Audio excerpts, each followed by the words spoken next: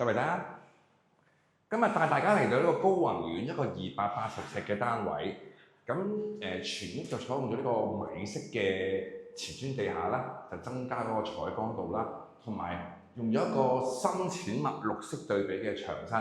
咁呢一度將會有張梳化啦，同埋呢個電視櫃啦。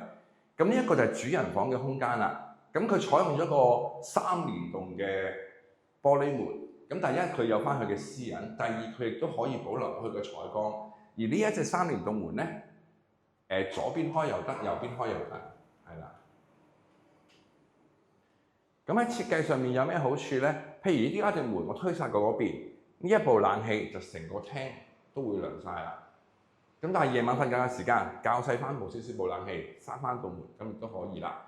咁另外呢隻床咧，會比我哋平常係高啲。因為個客人好話，佢需要好多嘅儲物空間，所以如果呢件床板一揭起佢，下面咧就有一個好大嘅空間，可以放置旅行篋啊，或者換季嘅衫啊，係啦。而呢個台階下面咧，其實佢都係個趟門嚟嘅，佢下面都可以做到儲物嘅效果嘅。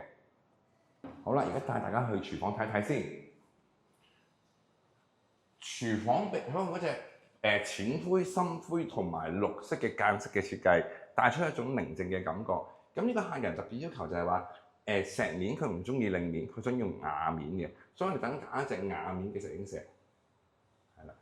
另外，因為你見到呢有隻爐具啦，咁遮住隻爐喎，咁第時有啲咩維修會唔會好麻煩啊？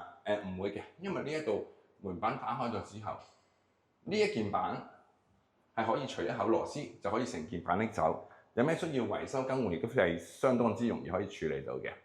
嗱，洗手間嗰方面咧，就盡量保留翻佢原本嘅設計，例如原本嘅瓷磚，係啦。咁啊，採用嗰啲智能鏡櫃，有除霧同埋有燈嘅效果啦，係啦。